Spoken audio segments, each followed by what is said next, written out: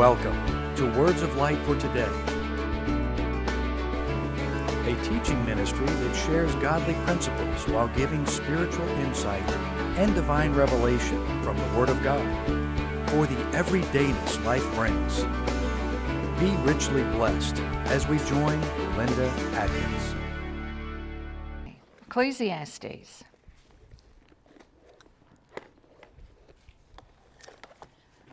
So Solomon says here in chapter 1, I, the preacher, in verse 12, was king of Israel, and I lived in Jerusalem. I devoted myself to search for understanding and to explore by wisdom everything being done under the heaven. I soon discovered that God has dealt a tragic existence to the human race. I observed everything going on under the sun, and really, it is all meaningless. It's like chasing the wind. Wow.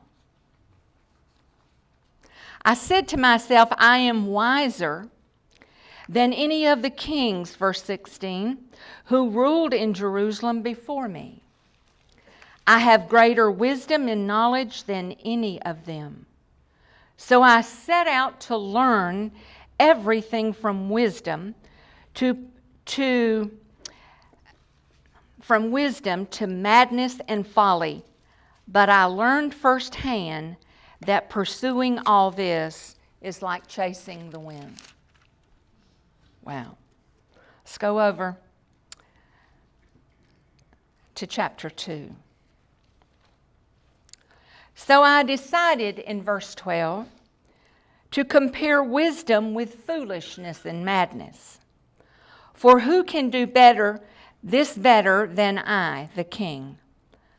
I thought wisdom is better than foolishness, just as light is better than darkness.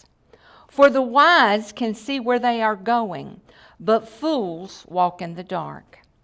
Yet I saw that the wise and the foolish share the same fate. Both will die. So I said to myself, since I will end up the same as the fool, what value all of my wisdom? What's the value of all my wisdom? This is all so meaningless. Verse 17, everything is meaningless, he says, like chasing the wind. Wow. Let's go over to verse 25. For who can eat and enjoy anything apart from him, apart from God? God gives wisdom, knowledge, and joy to those who please him. But if a sinner becomes wealthy, God takes the wealth away and gives it to those who please him. This too is meaningless, like chasing the wind. Wow. He says this,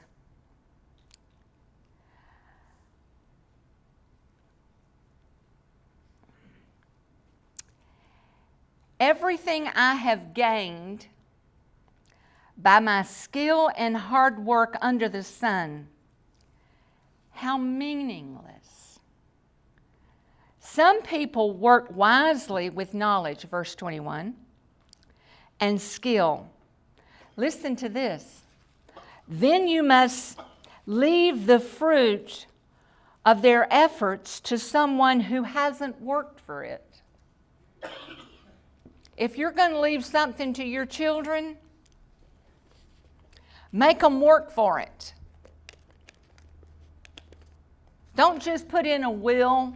They can have this, they can have that, they can have the other, and half of mine goes to this one and half of mine goes to that one. They'll be glad you did it, and they'll spend it all before the year's out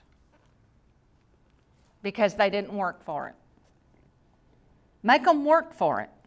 Make them do something that is counting, unless they've worked side by side with you and worked just as hard as you have. But most of the time, the first, the second that comes from the first is not as good as the first. Doesn't have to be that way. Shouldn't be that way. But sometimes it is. And only you can judge and see if it is. Because generations, you see, attitudes and generations and timing changes people. The men of my generation that work hard and push hard and would not stay home and take all their days off and look for excuses to not work, that man is about to die out. Because the men that are working now, and I'm not saying that that's you, and I hope that it's not, they find excuses to call in and take off and not work. That won't help you. And in the end, you won't have anything to leave anybody. My God. So here's the thing. He says, some people work wisely with knowledge and skill, then they must leave the fruit of their efforts to someone who hasn't worked for it. This too is meaningless and a tragedy. Oh, my Lord. So what do people get in this life for all their hard work? The days of labor are filled with pain and grief. Even at night, their minds cannot rest. It is all meaningless. He was getting a bad situation, wasn't he? He was looking at things. He saw that everything had to do with God, and it was in God that anything was not meaningless. But listen to this. In chapter 3, verse 9, what do people really get for all their hard work? I have seen the burden God has placed on us all. Yet God has made everything beautiful for its own time. He has planted, listen please, this is where we're going. He has planted eternity in the human heart. When it's spoken like this, it means the heart of the wise and the heart of the foolish. Eternity. He has planted eternity in the human heart. But even so, people cannot see the whole scope of God's work from beginning to end. He has planted eternity in the heart. This Bible says He has planted eternity in the minds of every human. Eternity planted. Okay, so here's the thing. Why is trying to find and know God, we started last week about knowing God, is like chasing the wind? Why do you think that is? Let me tell you. Because the universe, listen, the universe that we live in tells us nothing. You can't look at the universe and see why and how. Can't look at it because it doesn't tell you anything. The universe is completely indifferent. The ocean is completely indifferent. Everything that God spoke to, He put the heavens back where they were supposed to be. He created the stars and named them. He created all the universes. But this universe that we're in, it's totally indifferent to us. It's just there. It's doing what God said for it to do. The oceans do what God says for it to do. If you read Ecclesiastes, you find in this same area where we were reading today that he discovered that all the rivers flow into the ocean and flow back again, yet the ocean is never full. Why? Because it does exactly what God told it to do. The universe is doing. The universe was never meant to guide us. The universe, we was never to look in the heavens and find out what to do and where to do and how to go and how to come. Wow. So, here's what happens.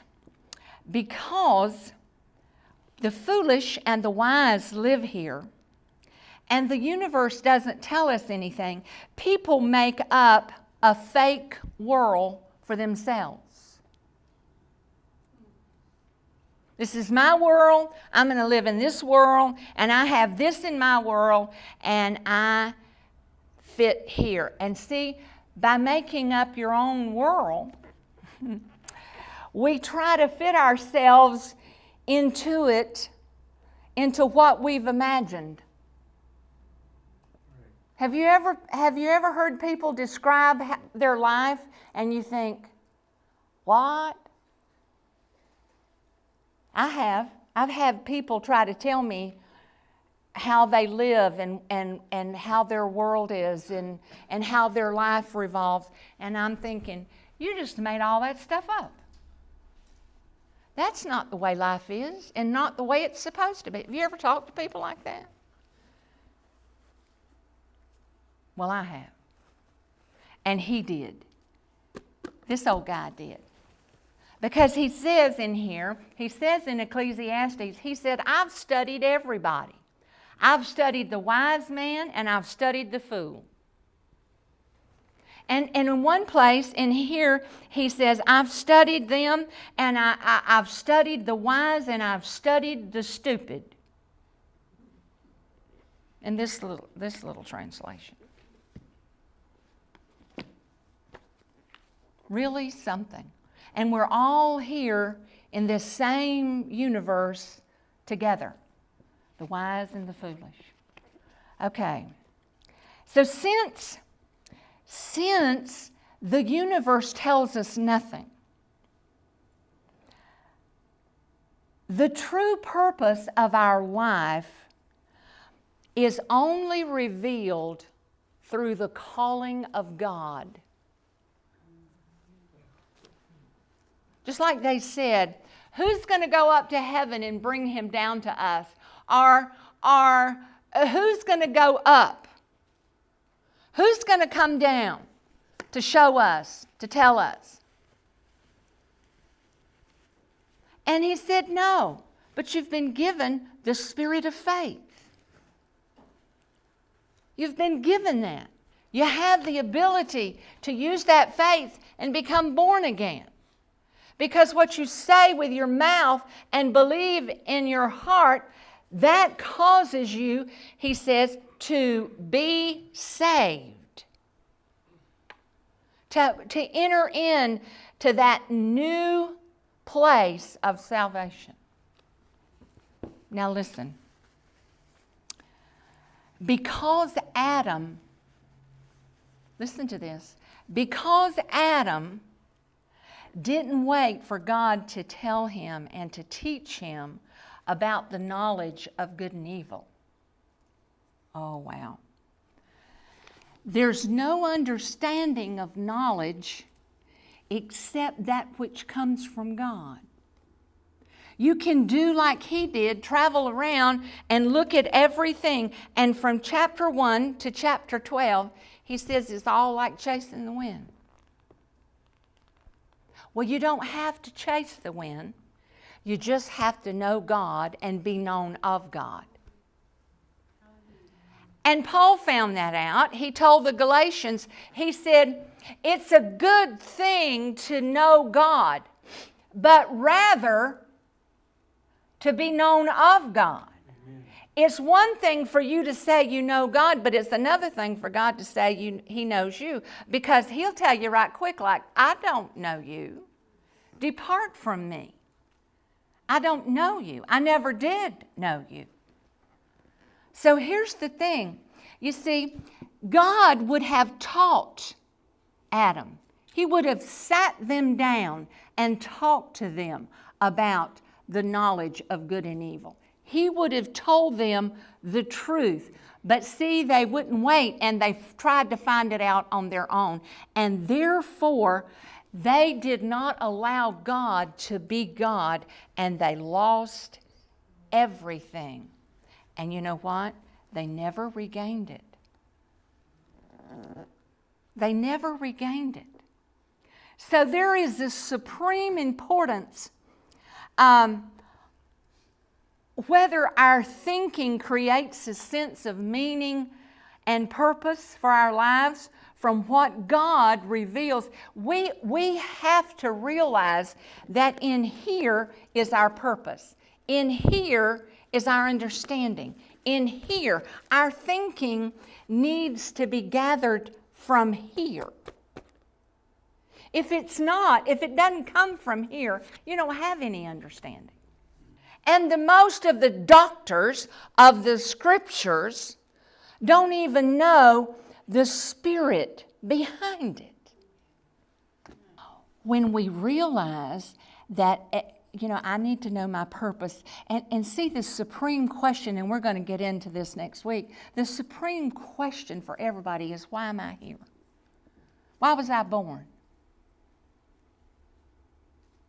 Why did I come? Why? What's my purpose?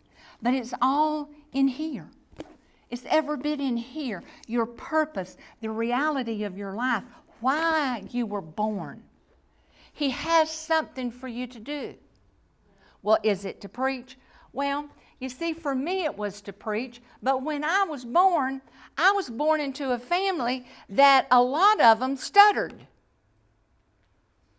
My daddy stuttered. He had 2 twin brothers. They both stuttered. And it caused him to draw back from people. I had a photographic memory when I was a kid and way up until I got to be the age I am right now. If I ever wrote something down, I could tell you verbatim what it was. If I read something, if I picked it up with my eyes, I remembered and where it was and what it said. But I couldn't tell anybody because I stuttered.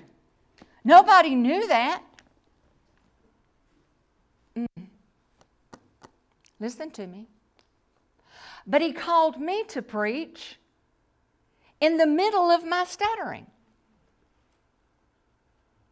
And I told one of my little girlfriends that we palled around with all of our life, I said, I really believe that the Lord's called me to preach. And I stuttered saying that. She said, well, you're going to have to learn how to talk before you preach. I said, well, I will. But my pastor that I was under realized that I was different from all the other kids. He realized that there was anointing on me.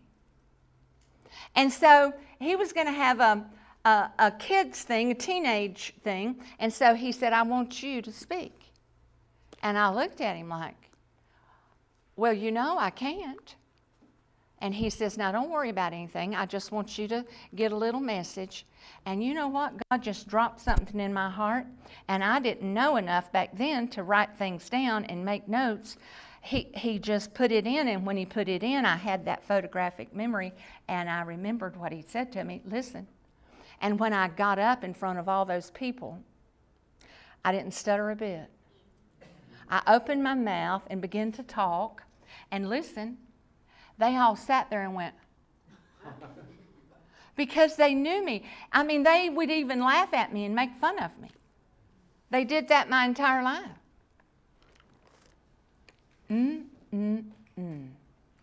But when God's hand is on somebody, they can do. That's what Moses was afraid of. I can't talk, I stutter. Moses stuttered. That's why he would let Ramses do all the talking. They were brothers, raised up, had the same education, except Moses was smarter than Ramses. But he couldn't talk. He stuttered. And so he knew that he couldn't talk and didn't want to try. He said, well, I'll give you the words. He gave me the words that night. Listen to me. So when we come to a place, he came to a place that he said, it's revealed to me that God has put eternity in the hearts of the human. Now, he didn't say the wise man, but he said the human. So anything that's human has had eternity put in their heart. Now, what does that mean? What does that mean? Here's what it means. I wrote it down. It's this. Eternity is a time of both backward and forward. Endlessly. Eternity. That means a human can look back and realize where he's come from. He can see the history. He can see backward. Eternity in your heart, in your mind, you can see forward. You don't know how it's going to work or what's going to happen, but you can see forward. But listen to this. And the Lord said this to me yesterday. But I have never yet given man my truth about eternity. We don't know the truth about it. We know it exists. Men know that it exists. Humans know that eternity exists because there's the past, there's the backward, and there's a future, a forward. But we don't know how it works. People don't know how it works because God's not revealed it. And you see, the knowledge that everybody has, the medical field, the scientific field, the mathematical field, everything that has to do with this universe is knowledge that God has opened just a little and let people see in it. But when they get an answer, they don't have it all, and they think there's more to it than that.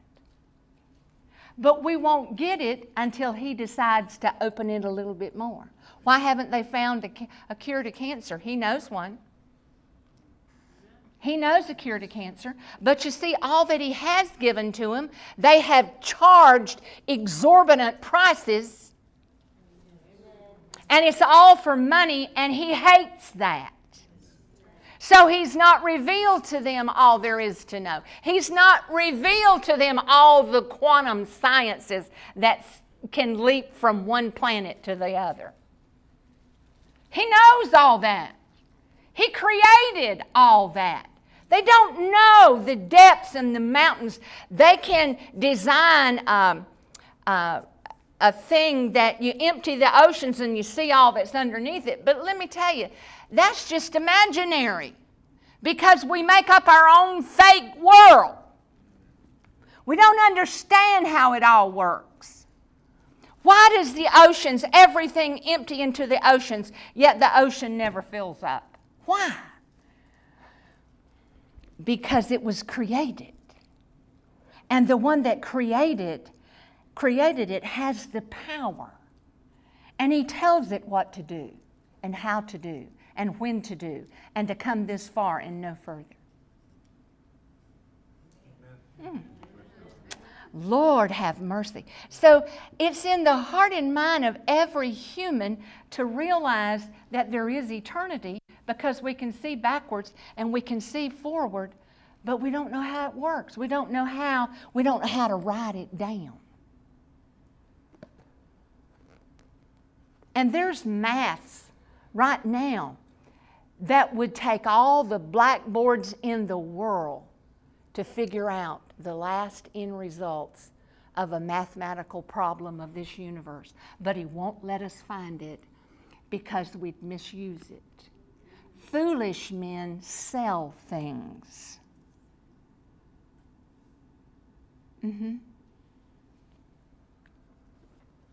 The four-wheel drive system in trucks. God spoke that into a dream to a man. And that man was a godly man, and when he got up, he designed from that dream the whole mechanism of the four-wheel drive. And it's been put in trucks and cars for I don't know how long.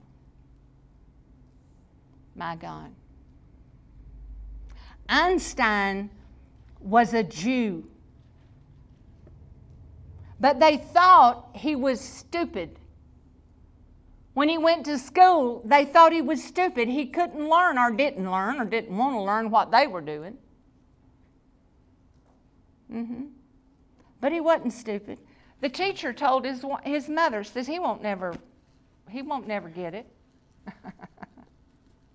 But when God opened his mind, he got plenty. What he opened up, they still haven't figured it all out. They are still looking to see what the relativity is to everything. But you see, God opens it up. Just like if Adam just had waited and finished his testing period that God had put him through and had graduated without sinning, he would have told him the secrets of the universe. But as it was shut down and closed, and so the universe tells us nothing. That's why we make up our own world. I don't want to make up my own world. I did that to start with, but then I found out this is useless. I found out, just like he did, this is like chasing the wind. But when I found him, I knew this is the way we got to go. This is what we got to do right here. And you know what? I was willing to do that. Now, here's what happens. Because he hasn't yet given us the whole truth, then our faith sometimes, because we lose focus, our faith becomes sluggish. Have you ever had to look around for your faith? You ought not to have to do that. Because he's given us a command to live by faith. Live by faith. Walk by faith. Here's what faith is. Here's who I am. Take who I am by faith. You have been watching Words of Light for Today with Linda Adkins. For prayer or a free CD of today's message, please call 904-289-9727.